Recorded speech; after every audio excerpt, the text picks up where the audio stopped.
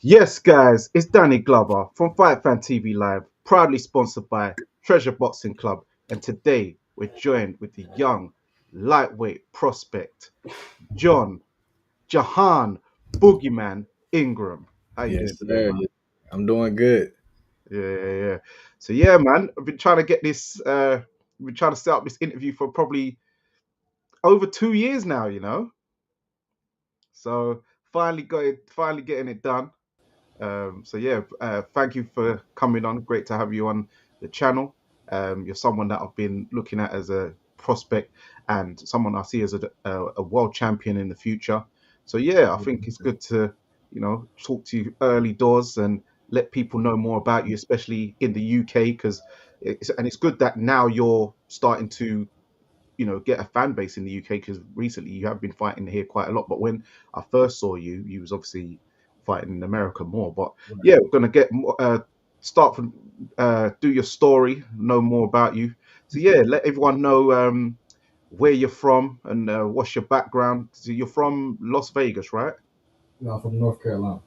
Oh, you're from North Carolina. Okay. Yeah, no, I'm originally from North Carolina. About 2022, 2022, 2021, I had moved to Las Vegas, and that's where I got my pro career started. Me moving out to Las Vegas and joining the Mayweather camp. Did you plug something in? Because you sound your mic's a bit gone a bit funny.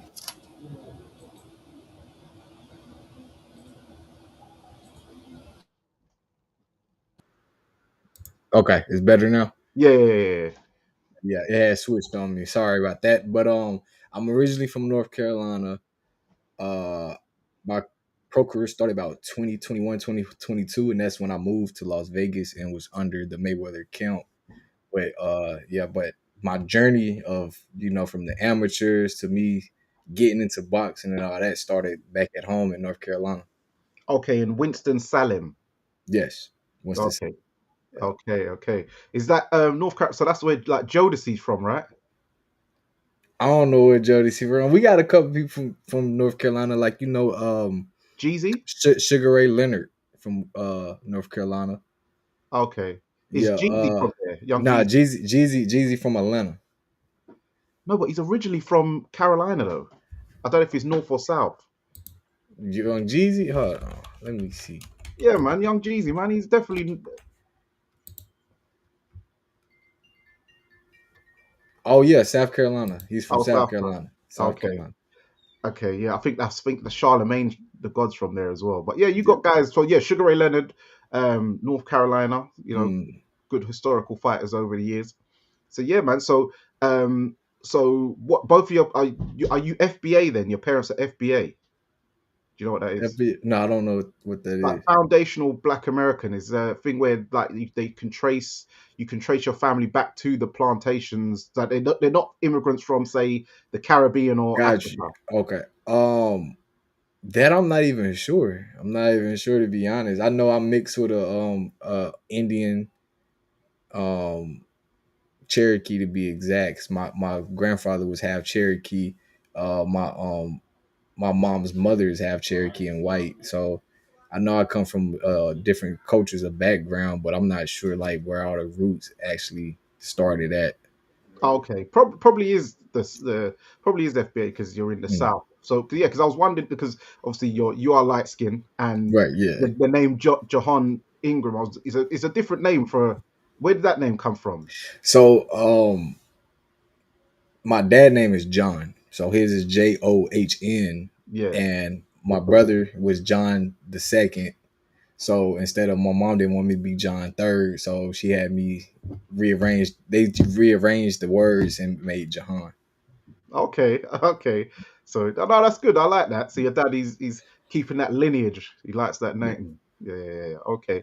So how was like growing up in Winston Salem then? What was it like in that area growing up? It was different. It's I'm not gonna say it's too much different from anywhere else. Everywhere got the nice parts. Everywhere got the hard parts. I was like in the middle. So I was about middle class, growing up. So at first it wasn't the best outcome. Me and my mom. It was just me and my mom at first because my dad had got locked up when I was a baby. I think I was either one or two when my dad went to prison. So it was just me and my mom. And once that happened, she was working multiple jobs to bring in multiple sources of income.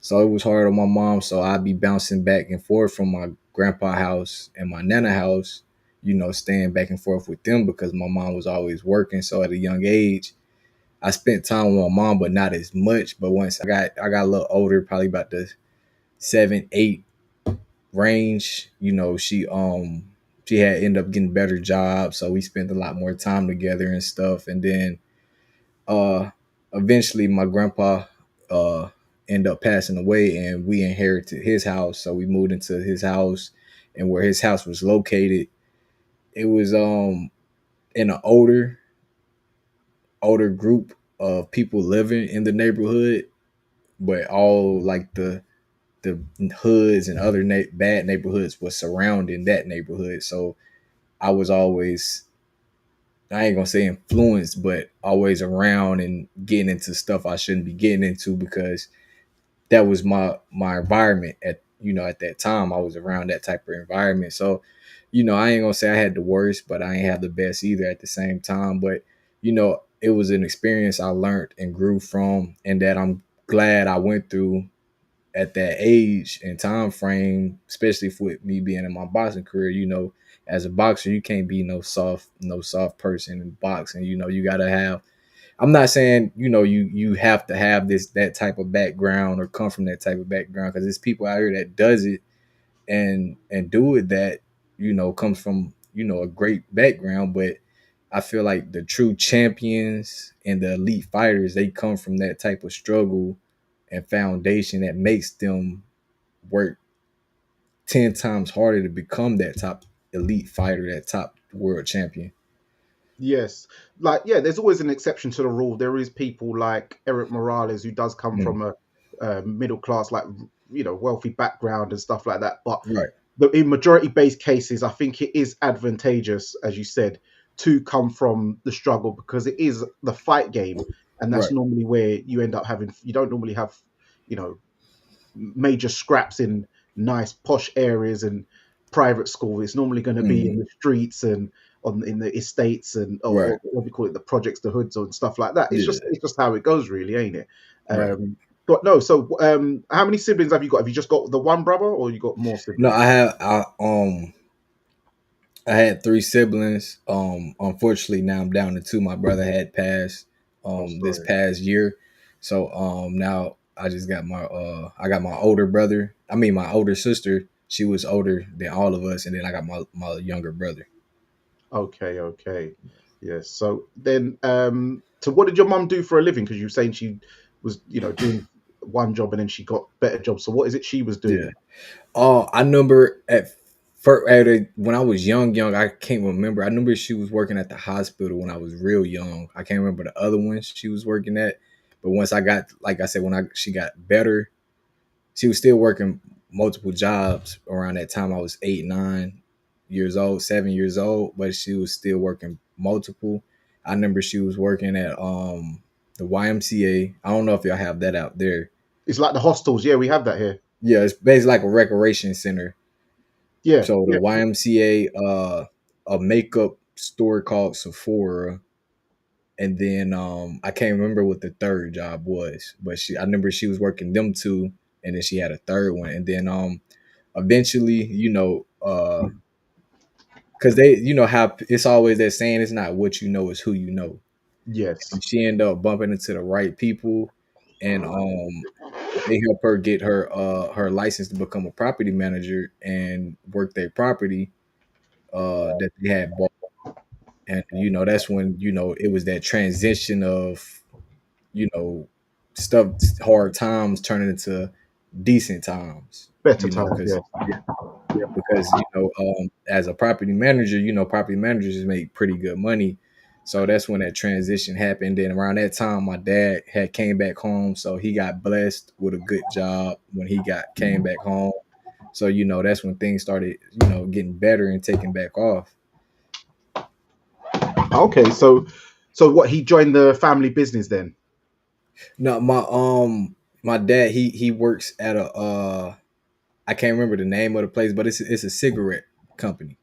Okay. They make cigarettes. So he got blessed with a job there, and ever since he came home, he's been working there. He done moved up the ladder and moved up the ranks at that job. So he got blessed with that opportunity of coming home to a job like that, because they make pretty good money at that job too.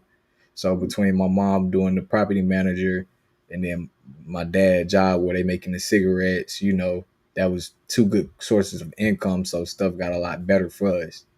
Yeah. Well, I was gonna. Well, that's good, because Mm, especially when you're talking about tobacco, because right. as you know, North Carolina back in the day, people like us, black people, was having to do them things for free. Unfortunately, Yeah, yeah, yeah, the yeah, cops was getting paid for it. You know what I mean? yeah, But yeah. yeah, my family's Jamaican, so that was like mainly sugar, Mm, tobacco, rum, and things like that. But yeah, okay. yeah, man. So yeah, the good stuff, man.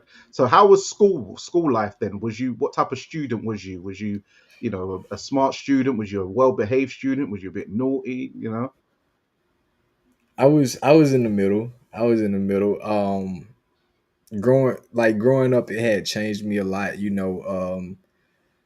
I didn't like I said, I really my mom kept me kind of in a closed environment growing up since my dad had went to prison and stuff. She didn't really have me out in the world like that. So she really tried to keep me as confined as possible. So a lot of the stuff I did get into and did happen to me was because of through school or like right after school in that period of time before I get home.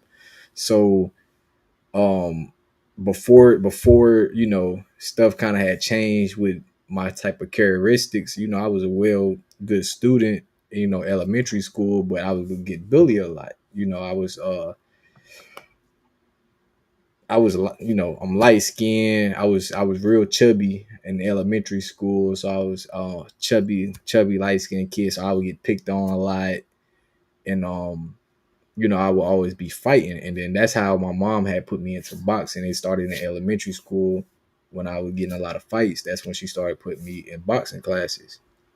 And then once it got to middle school, that's where um it was that shift in dynamic of it's elementary school, people not caring about the shoes or caring about the clothes and all that. And my nana always tried to make sure my nana had loved getting me polo. Like my nana would get all me and my cousins polo every Christmas, birthdays. Like it would always be polo. So but it'd be like dress up clothes, so it wouldn't be clothes I really wear to school. It'd be like, if I was going to Sunday service or something like that, that you'll wear them type of clothes. So I didn't always have the best clothes all the time going to school.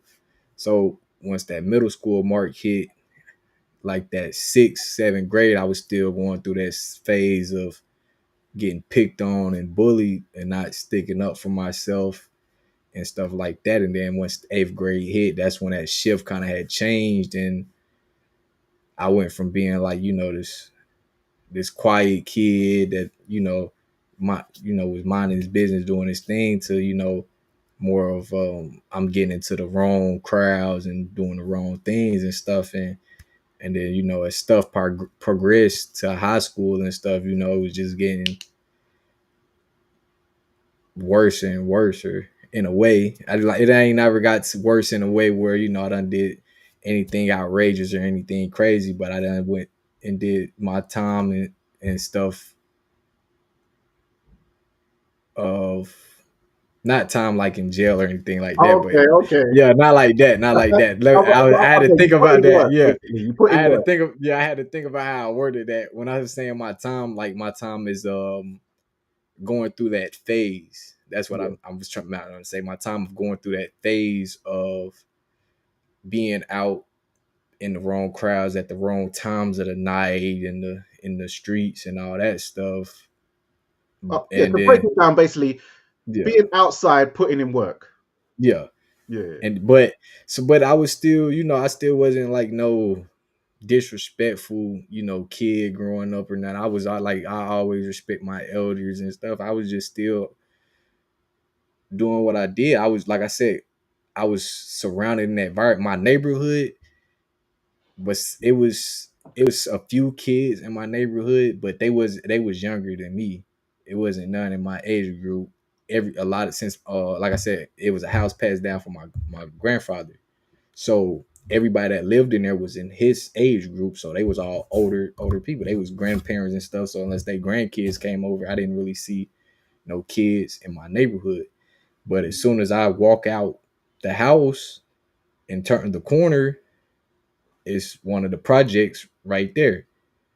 Across Okay. the street, another project. Down the street, another one. So it was like my neighborhood was cool, but as soon as I walked out the neighborhood, I'm into that different lifestyle, into that type of environment. So me being around that, you just adapt, and I end up falling into that type of environment. I didn't gratefully I didn't fall in too deep where anything happened to me or messed up anything with my career or anything like that. But it was like I said, it's like any place. You're gonna have the good, you're gonna have the bad. So at school, you know, you had the good stuff at school, but then you had the bad stuff at school. So I'd be falling to the bad stuff. But it was like a mixture. I have both. So it kind of played out in my favor because, I'd be hanging with the kids that don't get in trouble, but then hang out with the kids that get in trouble. So when I get caught in the mix, they be like, nah, not him. Like, he don't do that stuff. He don't do nothing. Yeah, So it good was character like, reference. yeah. So I was like in the middle of all of it. That was my biggest thing. One of the biggest things my mom had taught me was like, you always gotta adapt and, you know how to play your hand. And I always knew how to play my hand the right way. Yeah, yeah, you got to be a chameleon out here, man. You got to Yeah. definitely be able to, uh, you know, bob and weave in all environments. So, what was your favorite subjects though in school? I said my favorite subject was probably science. Oh yeah, oh Yeah, okay. science. Yeah, You like the Bunsen burner fires and all that kind of stuff. yeah. It was something about science. Like I just love science. Math was cool. Math would probably go second because, excuse me, I love messing with numbers and stuff. But even with science, you still have to mess with them numbers. So it's like science just gave me that all around love. I just like the factor of you can mix A and mix B to get this crazy thing that you wouldn't even think would happen if you mix these two chemicals together and stuff like that. So it was just something I had fell in love with science. Okay, so from the science lab to the sweet science. Yep, definitely. Yeah, I think I might make that the thumbnail, the Yeah. title. So yeah, so as you said, that your mum got you into boxing after Mm. you was getting in a few problems and stuff. So what was the what was the name of the first gym you went to? It's called 14th Street Boxing. It's a recreation center. Like, it got the basketball gym, kids go there for after school, the playground, like a little gaming room, computer room. So it's like a recreation center, but at the bottom of it, it had the boxing gym. So that's where the first gym I started at was called 14th Street Boxing. Okay, okay. So is that still going today? I think it is. I think it is. I'm not sure like how active it is. I don't know what coaches is there because I'm pretty sure the head coach. I think he had passed. Um, I can't remember the two. I had two coaches at that gym. I can't remember their names. I know. I know before I moved to Vegas, when I was training, I go to this college and go to their track to run at their track. And I seen, one of the coaches I used to have, he was working for the school, and he'd be up there and come out to the track and come talk to me and stuff. The other one, okay, I remember the other one was named Coach Ryan. I haven't heard or seen anything from him since I had left from 14th Street boxing gym. But so I don't really know how they doing. I that's something. I'm glad you brought that up because that's something when I go back home, I need to go, check out because that's one thing I do want to do for my community is open up a boxing gym myself there, to help the kids have a gateway, because Yeah. that was my gateway was boxing. If I wasn't boxing, I don't know where I would be. I don't know if I would be dead in jail or, in a different career path or whatever because of the type of environment I was in. But boxing also helped keep me from them other type of environments. It would be times people be like, "Oh, we going to a party today," or whatever.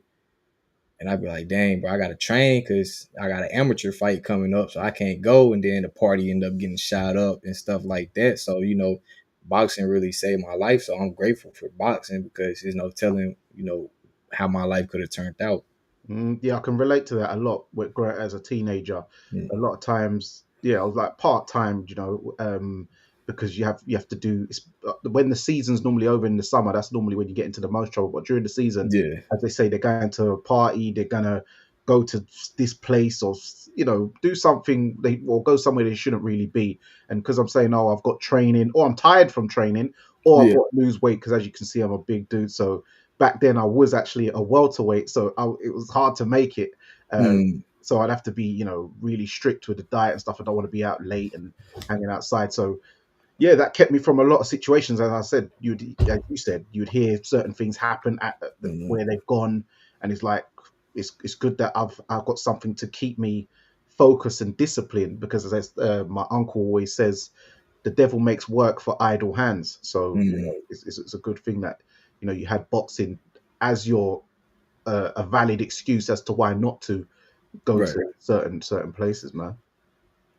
Yeah, but it's good as you said. There's also that. Yeah, you should check in on your old first club and see how they're doing. Right. Because if you go back there, I'm sure there'll be kids. They'll be like, "Wow, you started off here, like Yeah. you know what I mean? Inspire the people in Winston Salem, man." So Yeah. Yeah. yeah, that southern hospitality. I'm sure you'll get that down there. So Definitely.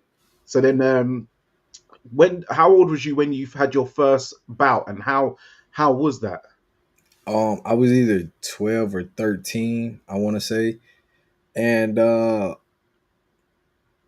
was different, which I feel like for every fighter, walking out that first fight, of course you're gonna be nervous. It was a good, packed crowd at the first fight I had because the first amateur show I had, it was a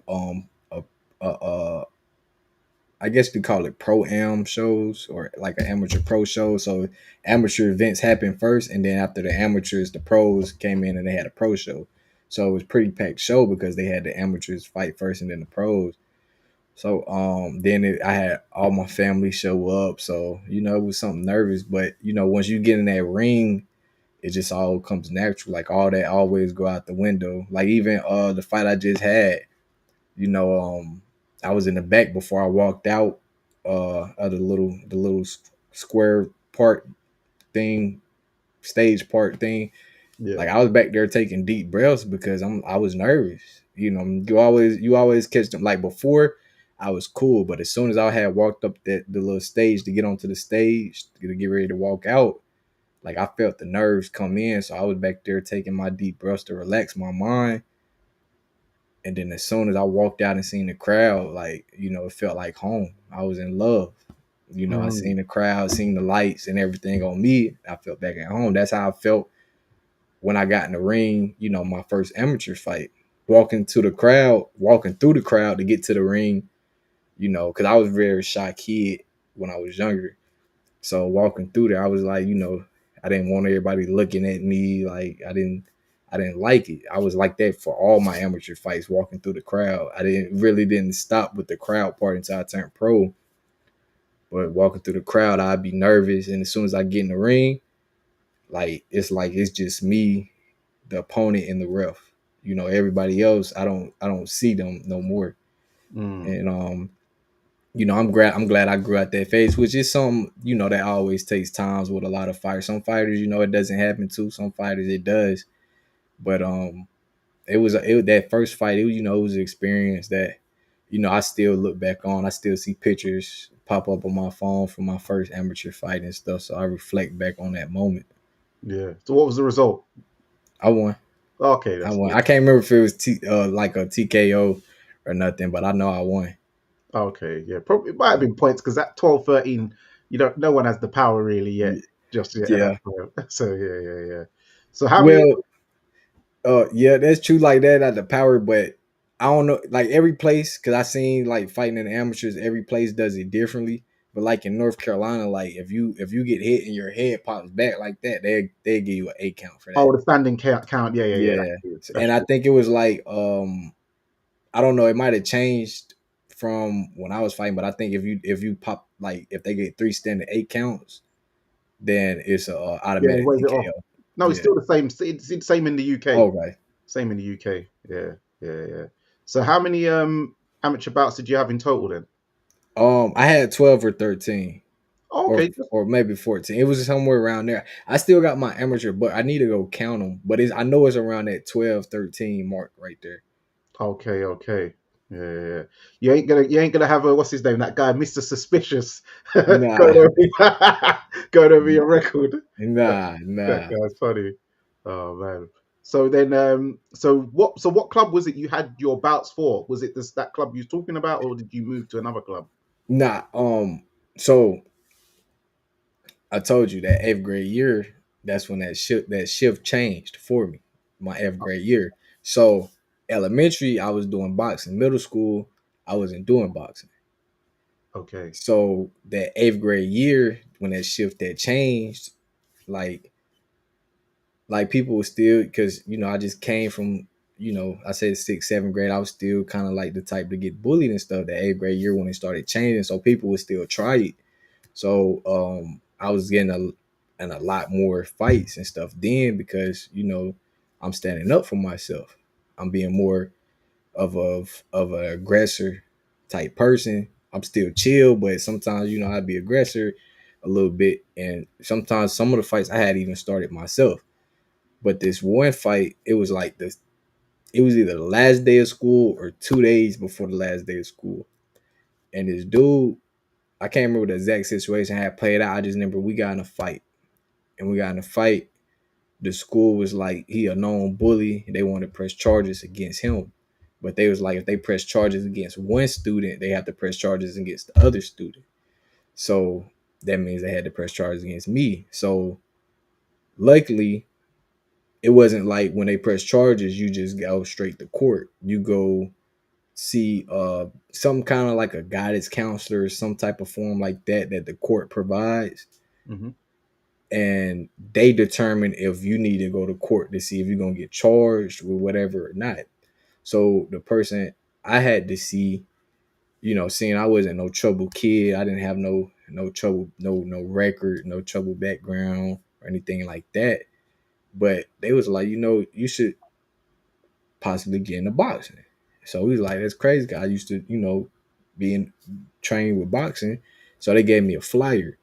And that flyer, it was basically this other boxing program on the other side of town that they was a regular boxing gym, but in the morning times, like during the summer, in the morning times, they had a program where they would um take in troubled kids, and basically you'll be there for almost the whole day. So it's almost like you're at school again, but you're not learning. You having fun doing boxing things, hanging out, uh, kind of like field trips, activities, stuff like that. And obviously in the program they seen like, okay, like we seen you know how to fight already. They could tell I had boxing background experience. It was like, well, you need to start coming in the afternoon with the people that train for real. And I can't remember what they called they gym at that time, but I started with them, and I had got a few amateur fights with them, and that's what got me back into the boxing gym, was going to that gym. I just can't remember the name of it, but I got two two or three fights with them, I want to say. Yeah, it was about 2 to 3 fights with them, I want to say. And you know I'm grateful for that experience too, because if that didn't happen in the eighth grade with me getting into a fight with that guy, you know, I probably still wouldn't be boxing, because that's at the changing point right there. When I started back at that gym, that's at the point where I'm like, okay, I got skills and talent. Like, I can take this serious.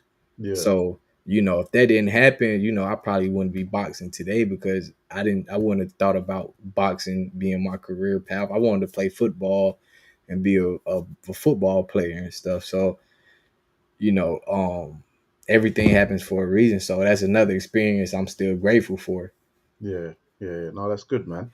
So then, what was the when did you have the decision that yes, I'm going to turn pro now, and I want to give it a shot at pro, and how was that process? So, I knew you can go pro at 18 in the US. Excuse me. So my mind was already set. Once I turned 18, I wanted to go pro. So at that time, the coach I had at that time, because now I'm at a whole nother different gym.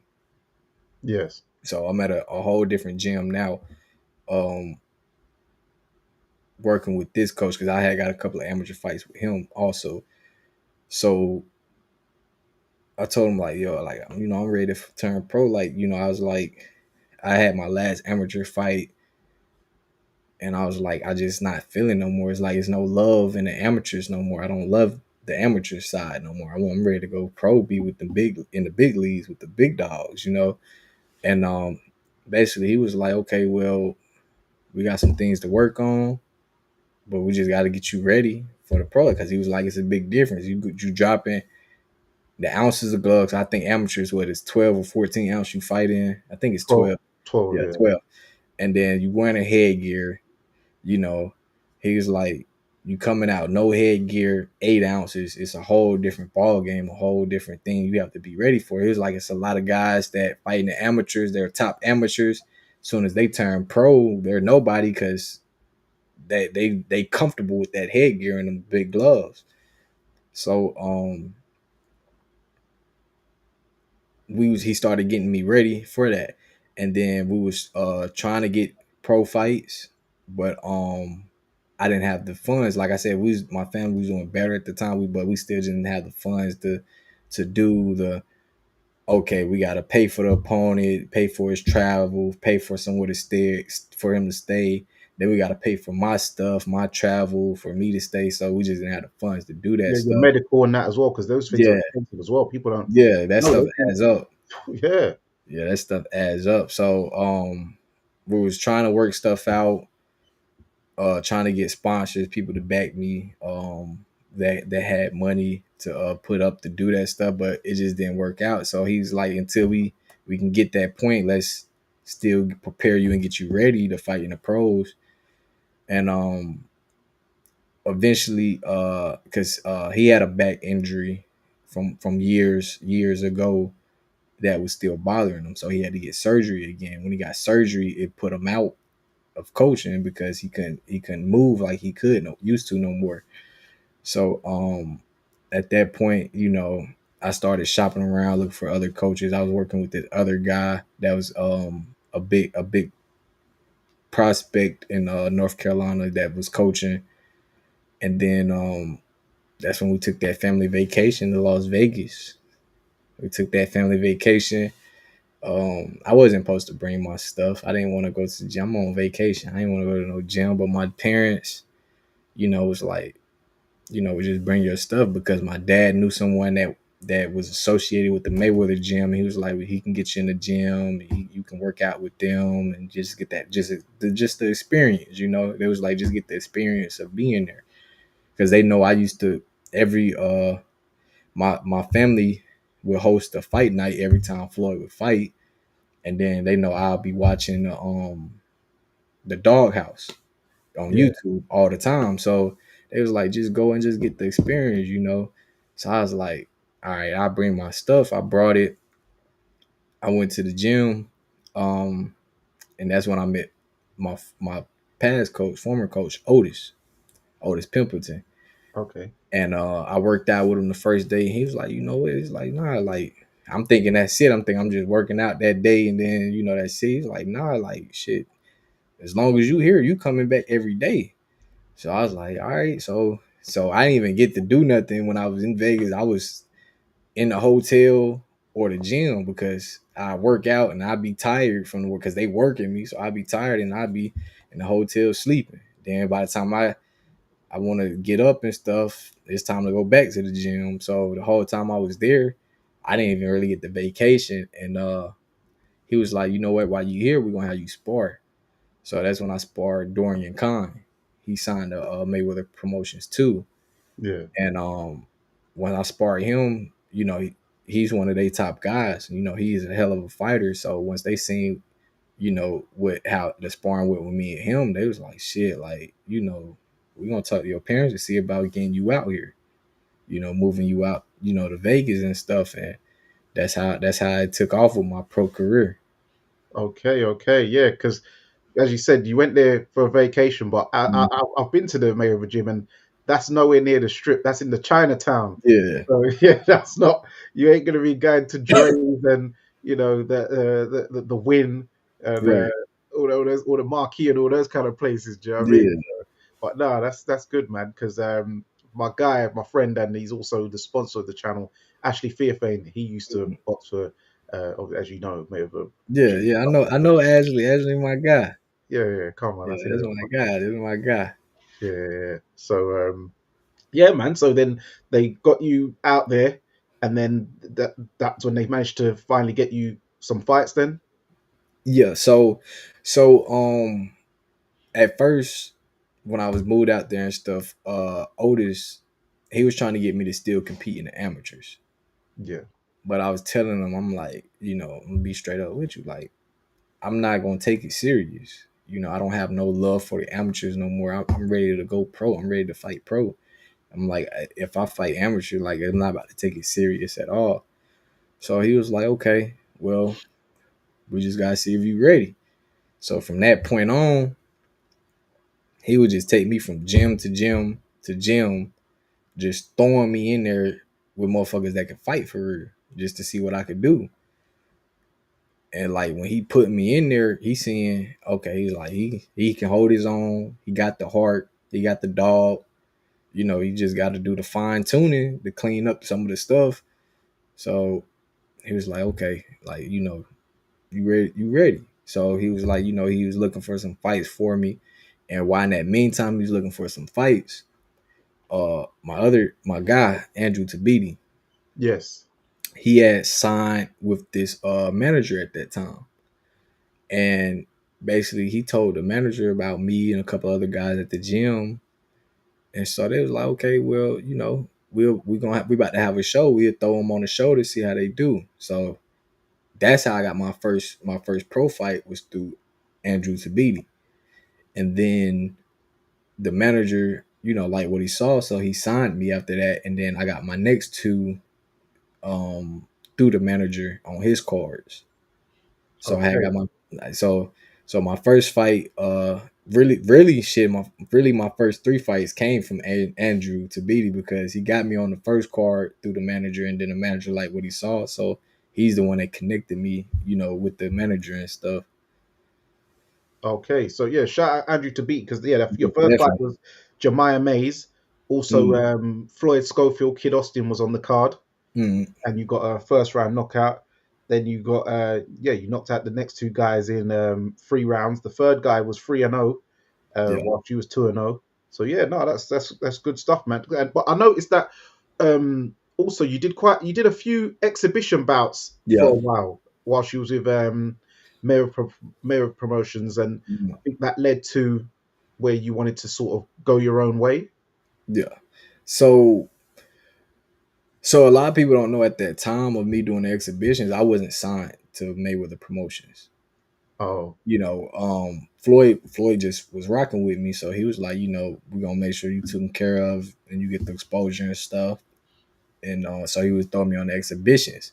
So the first exhibition, I was still with the manager, and the manager was going through some things and stuff, and then he started reaching a contract. So after that first exhibition, I had got out my contract because he breached the contract with me. So well, it was really with all of us that was with him, with like me, to Beatty, and other guys he had got at the gym. So we all had got out our contract. So at that time, I'm with doing the exhibitions with Floyd. I don't have no manager. I don't have no promoter. Nothing.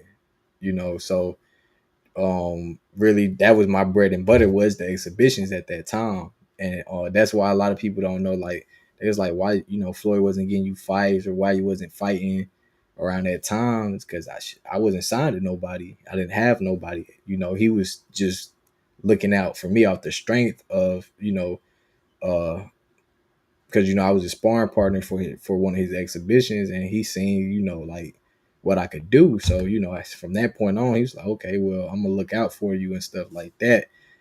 But that's Was why I had that gate period of me not having no fights. Even once I did sign with them, once I signed with them, Mayweather Promotions wasn't putting on no fights like they was before.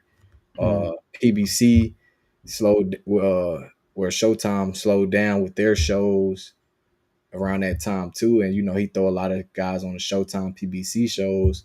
So really wasn't no movement going on. That's why I had that long period of time with no fights.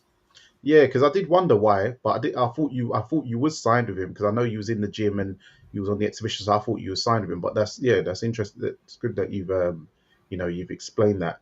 So when you said you sparred him, was that for the Japanese guy? No, no, Don Moore. Oh, When okay. we had an exhibition with Don Moore. Yeah.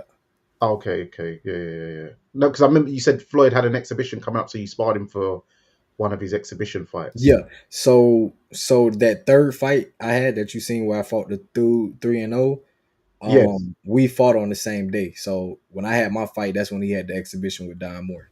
Oh, okay, So I was okay, his sparring partner. So I was in camp for that fight, and then his sparring partner too for his fight.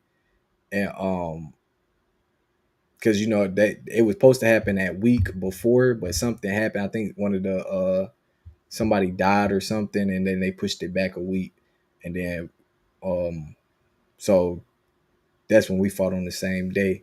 And then that's, like I said, after that, that's when he put me on the exhibition, and then I ended up getting out to the contract with my manager and stuff like that at the time.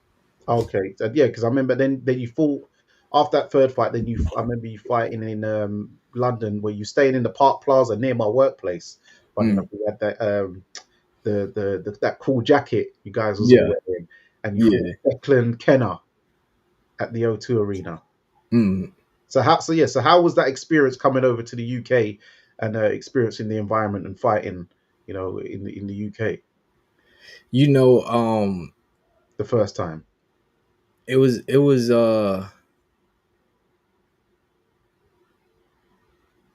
wait, nah, you said in the UK.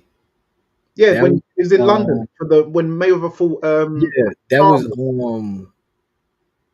that was I fought a February. guy from, yeah, but I fought a guy from Ireland. Yeah, Declan Kenner. Yeah, Declan. Okay.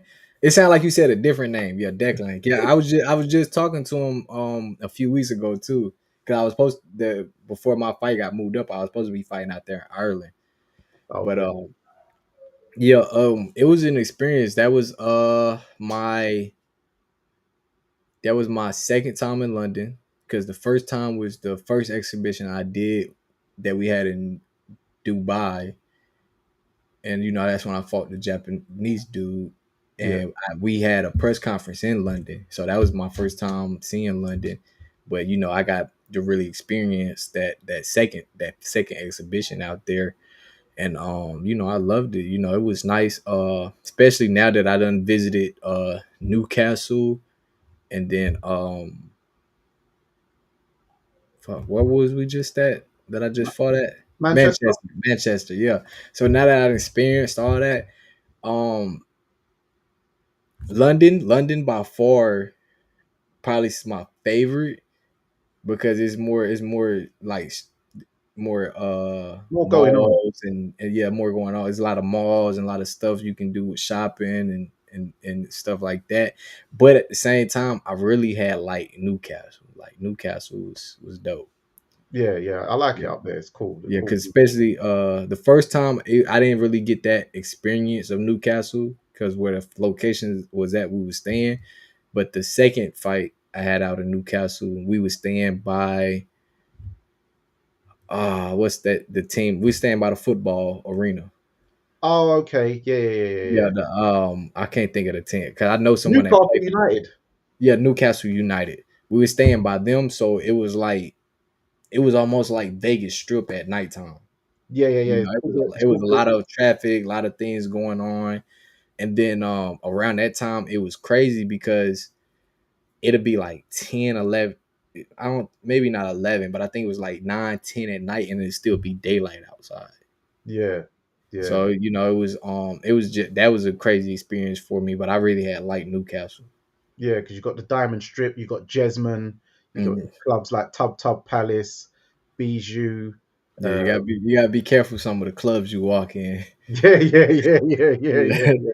yeah. Yeah, you gotta be careful, man. Yeah, Yeah, yeah, I had walked back. I had went at, after the fight. We had went and walked around, experienced some of the stuff, and yeah, some of the clubs we walked past, you're like, yeah, yeah, them not the ones to go in. oh man, yeah, yeah, yeah. But no, that's good, man. So then yeah, what I wanted to know is how did you are you signed to Wasserman then now? No, I'm signed to Misfits. Okay, because I Yeah, know you. well, Misfits Pro. I'm signed to Misfits Pro. Okay, because what? But it's owned by the same people though, Cali and Nisse, ain't it? So, excuse me. So, it's they have a partnership. Okay. From what I understand, Misfits itself, they did influencer. They didn't have no experience in the pro game, nothing like that. So they brought somebody on to handle that part. So Wiseman handles the pro side and stuff, but I'm not under Wiseman. I'm still under Misfits with Mams, Taylor, KSI, and on that side of the field. And since they do business and partnership with Wiseman, I still fight on their cards too. Also, Yes, because I've seen you on like proper pro cards as well, like mm, over here. So yeah, that's yeah, why I thought you was with Wasserman and they was bringing you on some misfit stuff to get you extra work. Because I know the last fight was short notice. I remember yeah, you they brought you on sort of last minute, which is good. You know, get activity is key, especially at yeah. your age. You know what I mean? So okay, so that's interesting. And you fought the Indian guy, what's his name? Something Batty? Yeah, No, I don't even Banty say his Singh. name. Banty Singh. Yeah, Yeah, yeah, Banty. Banty. And you took him out. Yeah, I saw that. You took him out in the second round in good fashion. But also, yeah, let's talk about some of the some of your highlights because I know it's on Twitter, TwitterX. You're very vocal. You get into a lot of verbal exchanges with people, so I can see how you got into a few fights in school Yeah, down in the south, in the dirty south. So, yeah, um, you argue with a lot of people. Some of them I have no idea who these people are, but it's entertaining when I see it. But famously, I saw the video where you dropped the two-weight world champion in Rolly Romero. mm. Um, and then there was another guy who was. I remember you saying that he saying he dropped you. He had the dreads. He said he dropped you, and then he was like, "No, you didn't. I dropped you." And then it was like a back and forth. Oh yeah, that's Shakur people. Okay, Yeah, that's yeah, Shakur people. Yeah, yeah. Nah, he ain't dropped me. Hell no. yeah. Well, I saw the proof when you showed the video of you Yeah, dropping him. I hell was no. like, oh, Yeah. oh. Yeah, yeah, yeah, yeah. So are you in Rolly Cool now? Because obviously he's from Vegas as well. Man, I don't know. Shit. Like that's him. I did what I was supposed to do. I didn't put the video out. I didn't have nothing to say about him or nothing to him until he once the video was out. Showtime had said something. I can't remember the guy name that interviewed him, but Showtime was doing an interview with him and they brought it up. And like he said some things about me. So that's when I started, saying stuff back, and we kind of had that feud going on. But on my end, like shit, it ain't no bad blood with fuck 'em, Hmm. you know. I really was trying to push Floyd to make the fight happen for a real fight, but you know, he was giving me the run around like, oh, we don't, you don't knock a man. He was like, what did he say? You don't kick a man. When he's down. Yeah, you don't kick a man when he's down. I'm like, shit. When else do you kick him? You know what I'm saying? Like shit. But I still like that fight with him. Obviously, I know right now it wouldn't happen because it wouldn't be no reason for him to fight me. I don't have no belt. It wouldn't be no big money grab for him or nothing like that. But hopefully soon, I can make it where I have a belt or it is a big money grab. Because of the history, and then I made my name bigger, and hopefully, he can meet me at 140 or something. Because I'm not fighting at 47. But he can meet me at 140 or something. We can get it in. Yeah. But yeah, I had and then like you said, you brought up the dude with the dreads. I can't think of his name right now, but Yeah, I can't that's think of it. when Shakur came to the gym and he brought his crew, and it was me, Carmel, and then my other guy Jersley. We was all sparring they crew. And shit, we was putting belt to ass on them, Obviously, as you see. But that's how the beef had started with me and Shakur because I had dropped his boy. Okay. And Yeah, so, what did Kermel Moulton spar that day as well? yeah, he sparred. I think Zaquan or Manny, one of them two. Okay. Yeah, he sparred one of them. I Oh, can't well. remember which one it was, but shit, they know, like, even though me and Carmel, we in different camps now, we still cool, and they know shit. We still both put belt to ass on them, so they both know how we coming. Because I done seen him, has few words with. I think it's Zaquan. He had a few words with on Twitter. Um, Yeah, me and and I Zay think done they had met in like a few person as well. words. They met in person. They had a little argument as Yeah, well. But no, that's interesting. You two, as the alliance, because I can yeah, imagine he probably went through some similar stuff you did. But now, these guys never seen light skin look so tough. So, yeah. so yeah, man, that's good. And then I see now. Obviously, you've been fighting a few times up in the UK, and I Mm, see recently you're calling out one of the UK boys, Ben Marksby. yeah, yeah. What's happening there, man? Man, he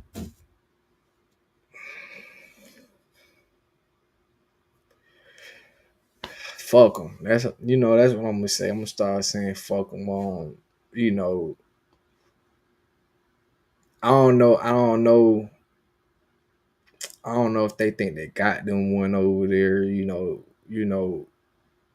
Or what. But anybody, and when I say this, anybody can take it how they want to take it. But I don't know if Washington think they got people over there or what. But if they got anybody at 140, at 135, they think is an elite fighter or think is better than me, I will beat they ass and stop them. Okay. So anybody that Washington has 140, 135, I will put belt. I'm talking about the belt your grandma used to put on you. You know what I'm saying? Straight belt. That's all Yeah. I'm saying. People can take that how they want to take it. I'm not gonna sugarcoat it. I'm gonna put it just like that. Yeah.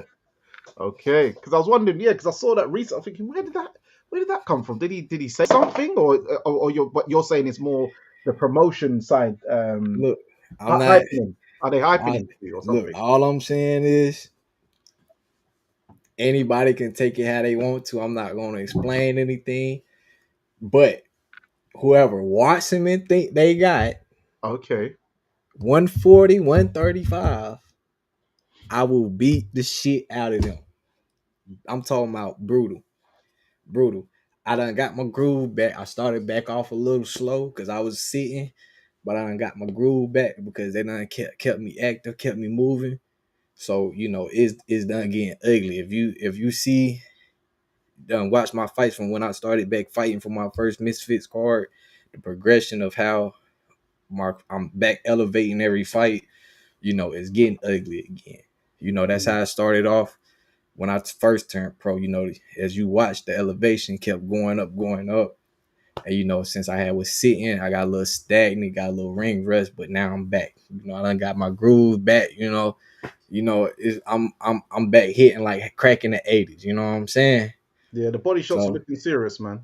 look, and look, that's on a, even though I was in camp already because I was supposed to fight on the Watchman card on the 5th.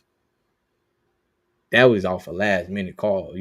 I was the way my weight cut was going. I was gonna be able to make weight easily for the 5th. Once they made that call, I only had 4 days to cut weight. Mm. So I was doing a hard cut for 4 days, starving myself, no food, no water, just cutting straight hard, working out 4-5 times a day. Okay. We work out. My coach let me rest for an hour, come back, work out again. I'm talking about running off no sleep because I'm cutting weight. For me personally, when I cut weight, it's hard for me to sleep. When I'm draining myself and like drying my body out, cutting the food out or cutting the food and the smaller intakes, it's hard for me to sleep. So I'm running off few films to sleep. Flew out the day before the Yeah. fight. Flew out. I got And you're there the day. dehydrated. Huh? And you're dehydrated And flying. dehydrated. Dehydrated. The airplane food smelling good as hell. You know what I'm saying? I'm talking about they got the curry on the plane. I can't even eat the curry. None of that. People they keep offering me water and stuff. They see my lips crusty and dry and stuff. I can't even do nothing. Got there the day before weigh-in. I mean the day before the fight, the day of weigh-ins. We weighed in there because Misfits they do two weigh-ins. You do the official weigh-in that morning, then you do the camera one later. They Yeah, don't the do it like how ceremonial one. Yeah. do the cause like how Schultz or PBC and all them would do where the real weigh-ins is the ceremonial one. So we weighed in that morning, but I still didn't even get the weigh in that morning because my opponent was nowhere to be found. He was there, but they was trying to get him because we was supposed to weigh in together so we could see his weight, he could see my weight. So I was there. I was staying at the weigh-ins for like 3 hours with nothing. I'm looking at everybody weigh in, start drinking their drinks and stuff over there, dying. You know what I'm saying? And still came and performed. Perform. I wasn't, and I know regardless what I do or go through for camp or whatever I'm going through in life, I'm going to perform. But Mm. for I just felt for the situation of me coming in. It's not like, oh, I'm flying over to Florida or something or the next state over where it's only a 2-3 hour flight. I I had a 3 hour flight to Atlanta, a 3 hour layover, and then a 9 hour flight to the UK Oh man, that's tough. the day before the fight.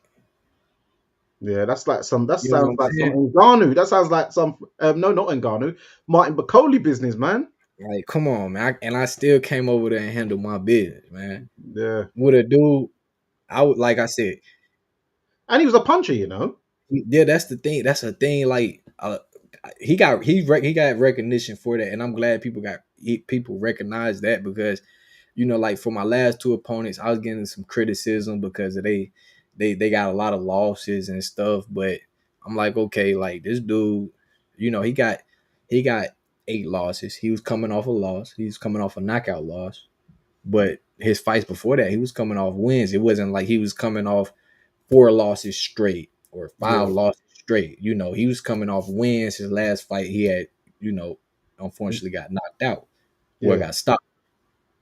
And but out of his what, he was 13, had 13 13 wins. wins and 12 Out of knockouts. yeah, out of 13 wins, 12 knockouts. Like that's something you still got to watch out for. It doesn't matter if he had 20 losses. If it's 13 wins and 12 KOs, and let's say he had 15 losses, he's still dangerous. He's Yeah, still a dangerous fighter. Yeah, if he touches someone, Yeah. it's still dangerous. I felt it like I didn't. It wasn't his power to me. His power wasn't nothing deadly because I done been in there with guys that hit way harder, but I felt it and I was like, okay, I see why he got them 12, them 12 knockouts. You know what I'm saying? Because like the first round, I wanted to get him out the first round, but he caught me with a punch that kind of had landed right behind my ear, and like if you go watch it, it had landed right behind my ear, and then right after that, you see he headbutted me in the nose. Okay. He was coming in, and like you would notice it because like you would see my hand grab my nose and stuff like that because I thought it was bleeding, and that made me back off a little bit because I'm like, okay, like I gotta just be smart about this stuff, and then that's when I was like, okay, I'm gonna just get him out the second round. Mm, But he was he's still a dangerous fighter, and I still came and did what I had to do. yeah. So then, so what's next then? What's the plans for the future? You looking to go for any like NABO, NABF titles, something like that? So me fighting his last opponent, I got approved to fight for the WBC youth belt. So hopefully this next fight we can fight for that belt. Okay. Yeah, that's a good look, Yeah. man. Excuse me. They sent the email saying, I'm approved now because they wanted me to fight a worthy opponent, and then it was like I could fight for the belt, so they felt he was worthy. Um, and they said, this next fight, just send them an opponent, and they say yay or nay to the opponent. So hopefully whoever they match make me with, they say yeah, and I can fight for the belt this next fight. Okay. Oh, that's good, man. So yeah, talking about Floyd Mayweather, I see he's now, announced that he's going to do an exhibition against Mike Tyson. What do you think of that? Mm, And you and him, cool? Because it seemed like it was a nice, amicable sort of split. Because I know that it was something about you wanted to get released from a contract, and he seemed to release you quite quickly. Whereas some people, people have managers and promoters who hold them for years. Andre Ward, famously, the guy had to pass away for him to get out of that one. mm. Um, but yeah, so yeah, what do you think about the exhibition and how Well, it's been Floyd Mayweather? well, going to what you said before the exhibition part. I told you earlier, I know how to play my hand, so that's how I got out my. I just know what to do. You know what I'm saying? I'm I'm I'm real. I'm smarter than what people think. Cause a lot of people think, oh, because you're a fighter, you're not smart and stuff like that. Like one of the things I wanted to do was go to law school. You know what I'm saying? So I'm not no dumb person or nothing like that. I'm really smart. And I just used what I knew to my advantage to get out my contract. So that's why it went so smoothly for me.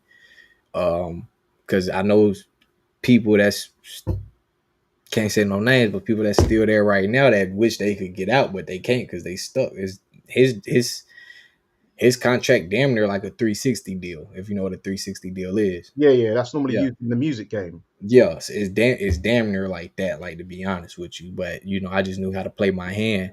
But with the exhibition,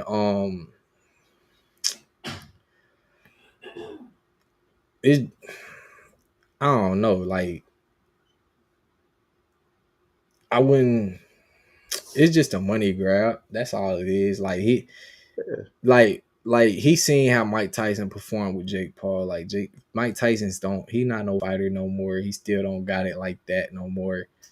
And Yeah, he's got enough speed. Floyd has looked after himself enough where he could, move and groove around him. I believe. yeah, yeah. So that's Floyd just gonna go in there, do what he do because Mike Tyson. You seen what Mike Tyson did with Jake Paul, so it ain't gonna be nothing like that. But it's just a money grab, That's all the exhibitions is. Yeah, yeah, yeah, yeah. It's a bit of fun, and it gets them Um, out of the house. Because I think with Floyd, people say they talk about money problems, but I think a lot of it with him, I feel he gets bored a lot, and I think he just wants something to do nah, because he nah, likes the limelight. nah. Yeah, it's that the limelight. He still wants to be the talent. Yeah, He when I was with him, he'd be like, "Oh, you with the best promoter in the game, whatever with the woo. Well, nigga, sit back and promote.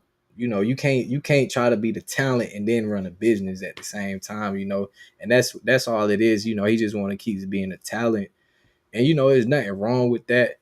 But I just feel like once you already done made it and you good, like there's no point in to keep being a talent. Just chill, relax, enjoy life. You know what I'm Yeah. saying? But do you You feel know, that Leonard Ellaby should, because he's meant to be he's meant to promote, because he was like he was the CEO of yeah. the promotional company. So because right after I got out, that's when they let Leonard go. Yeah. Cause I don't know if that had something to do with me or not. Cause I told them like shit, I had reliable sources, and I was telling them I'm like shit, word on the street, shit. Leonard talking about leaving y'all anyway to go with Javante. So I don't know if I had something to do with that or what, but or it was because of like another reason why I wanted to get out, because Leonard wasn't doing nothing. Mm. He wasn't doing nothing.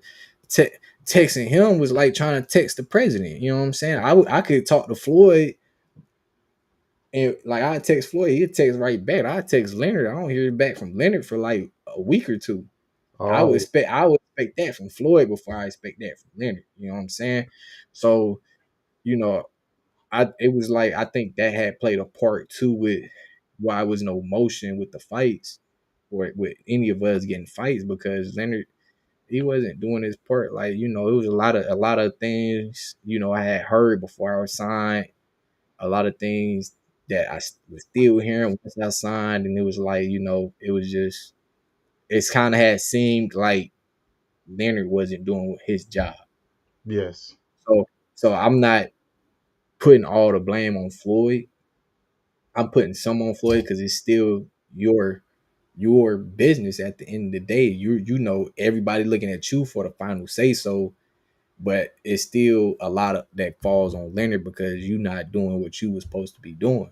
You Yes. know what I'm saying? So, and we ask you questions, you'll give us, beating around the bush answers and not firm, and like I rather you just be straight up with me, and I'd be like, yo, when the next fight, and be like, look, we don't got nothing right now. Like I'll let you know when we have something. Not, oh yeah, we working on something. We looking at next month. You'll be fighting next month. Then next Mm. month come, and then you be like, okay, nah, you fighting next month again. Like, nah, just be strict with me. Be like, look, like we don't have nothing. You know what I'm saying? So I feel like it was on him because once he left, I don't know the name of the guy they got now, but they done started fighting. Like the guys is fighting now.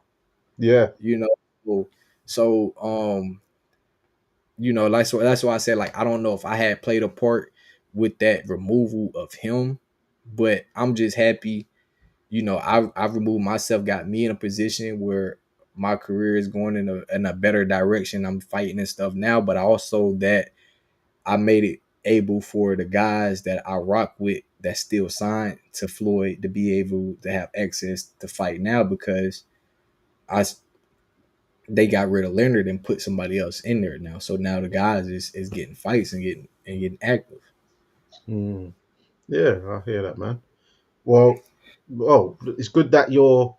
So when you said you're going to fight for the WBC youth, would you know roughly what date that is then? Nah, I don't know yet. I just had a phone call with Mams last night, and with Mams and my manager. I don't know if you know my manager is Sal Joe. Uh, I've seen the name on yeah, yeah, he's from out your way. So we all had a call last night, a little meeting, and when I talked to him, they said they working on some things right now. So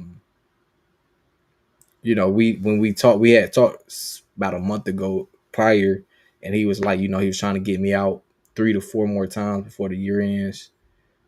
Uh, Probably be three if or three, probably 3 to 2. I'm thinking because it's about to be October, so yes. hopefully we can do like one each month, October, November, December. If not October, at least another one in December. At least close the year off good.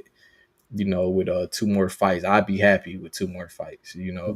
So, but they said they working on some things right now. So I think Misfits probably gonna be dropping an announcement soon about something. Okay. So And how are you then finding it over there with the Misfits promotion? you said how I'm what? How are you finding it with the Misfits promotion? Oh yeah, I love it. Like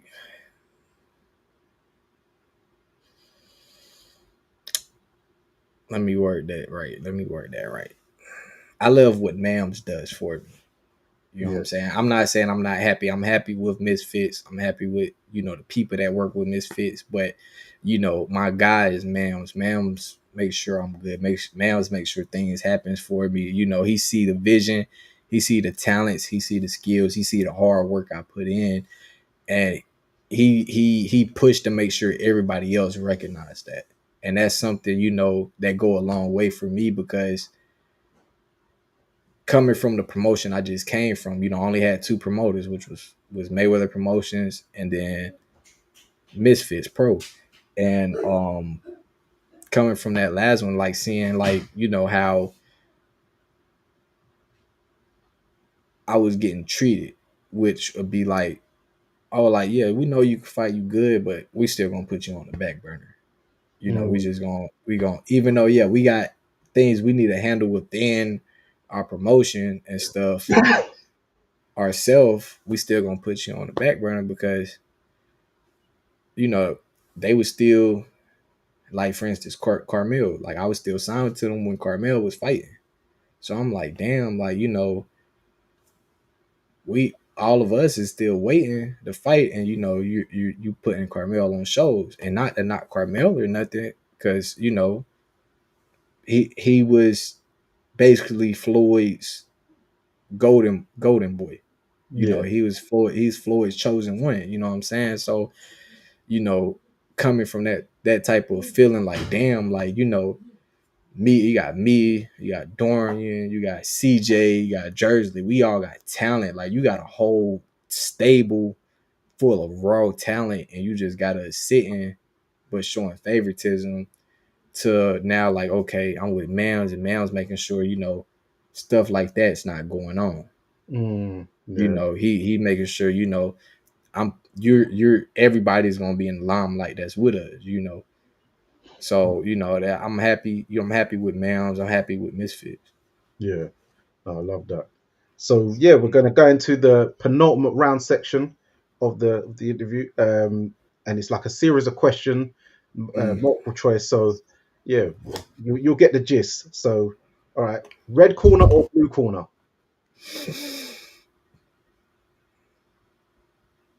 Mm.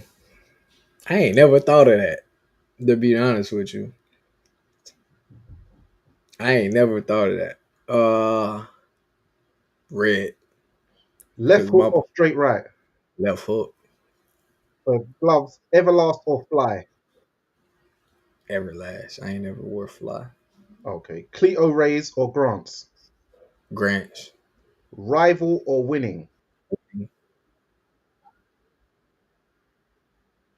You heard me? No, what did you say? Winning. Oh, winning. Okay. For boots, Nike or Adidas? Nike. Okay. Duh, duh, duh, duh, duh. For fighting cities, do you prefer London, Manchester, or Newcastle? Ooh, that's tough. That's tough. Because they all show up for the fights. Yeah, yeah. They all show up. I probably Manchester. Okay. Yeah, Manchester. that is a very good place. Madison Square Garden or MGM Grand? MGM. Okay. uh, Tupac or Biggie? Tupac. Fuck. Bryson. Big. Ooh, fuck. That's tough. Tupac. Tupac. Tupac. Okay. Yeah. Bryson Tiller or Brent Fires? Ooh. Ooh. Mm. Brent. Yeah, that's Right. yeah, I'll go Yeah, with him as right. well. Yeah. Future or Tory Lanez? Future. Uh, That was a tough one too, with Future. Future yeah. for sure. Hip hop or R&B? Hip hop, Dancehall or Afro beats? Afro beats, Um, Coachella or EDM festival? ooh, crazy part. I ain't never been in neither one, but both of them lit. Yeah, I thought you'd have been to Uh, the EDM one because that's that when I was supposed to go, that's when I had left out of town. okay. Um, I probably go with Coachella. Okay. Uh, Michael Buffer or Jimmy Lennon Jr.? Jimmy Lennon, Uh, Ali or Tyson?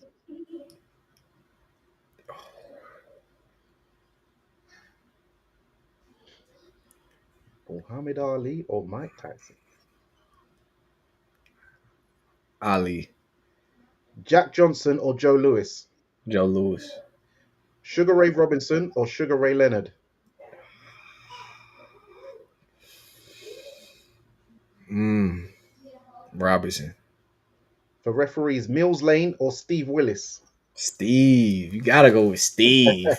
If I could have Steve every fight, it would be Steve. All right, so who you got in these fights? Terence Crawford or Canelo Alvarez? Canelo, Okay. Artur Beterbiev or Dimitri Bivol in the third rematch? Who you got?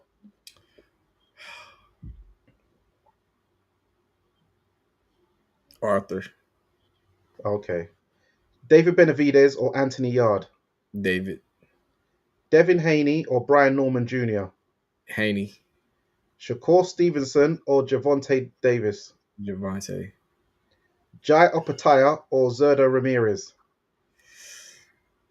Uh oh, Ramirez, Naoya Inoue or Junto Nakatani? Akatani. That's who I got as well, funny enough. Yeah, Akatani. Yeah, I think he's, yeah. For yeah. cars, BMW or Mercedes? BMW, but oh,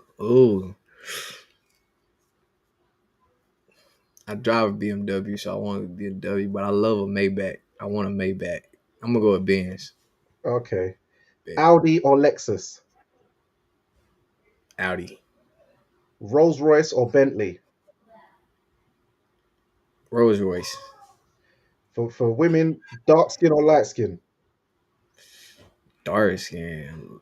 Mm, mm, You mm. go for looks or personality? Personality, Yeah. What's it? Do you like slimline or curvy thick?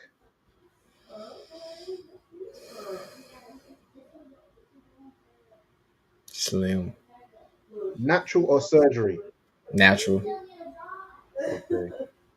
Da, da, da, da, da. Are you, what's it? Democrat or Republican? independent. Independent. I like that. That's a good answer. Um, Gumbo or soul food?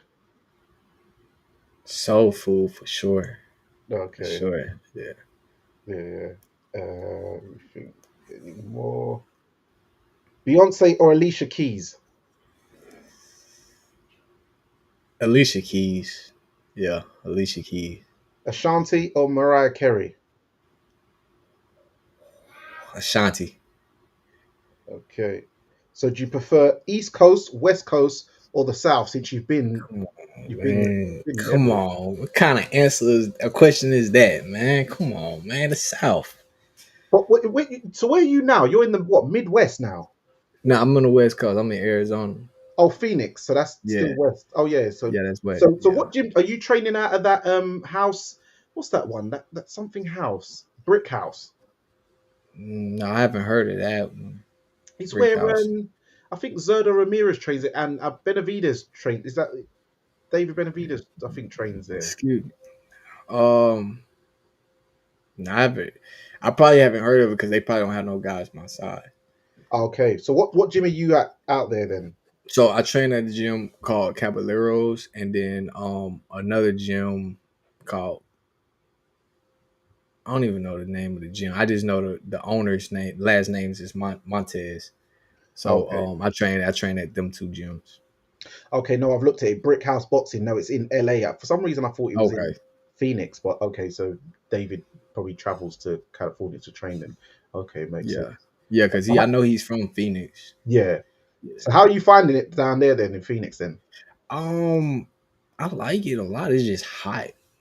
Yeah, Like I thought Vegas was hot, but this type of heat out here, shit, this it's not cooled down now, but it's been hot. Like 115, 118, like it's hot. yeah. Oh, that's Yeah. crazy, man. But no, that's good, man. But yeah, Yeah. you came through the penultimate round. But yeah, do you want to give a shout out to your sponsors and let everyone know where they can follow you on your socials? Give the socials out. Yeah, for sure. First, shout out to my team, shout out to my family. I wouldn't be where I'm at if it wasn't for them. So, shout out to Sal, shout out to Mel, shout out to my coach Lonnie. You know what I'm saying? You could follow me on Instagram at Ingram Jahan, or look me up on Google at Jahan Ingram. So it's JHON, not JAHON. So make sure you get it right. You know what I'm saying? But I'm not hard to find. Yeah, man. Yeah. All right. But yeah, thank you for coming on. And there you Yes, sir. have it, guys. It's Danny Glover from Fight Fan TV Live, joined by the boogeyman, Jahan Ingram. And there you have it. Make sure you tune in and watch out for more of his career at lightweight and super lightweight, but most likely lightweight when it comes to the big time championship fights. Yes, sir. Remember, guys, and it's proudly sponsored by Treasure Boxing Club. It's Danny Glover from Fight Fan TV Live. And remember, guys, persistence beats resistance. You know where Yes, it is. sir. Ha ha.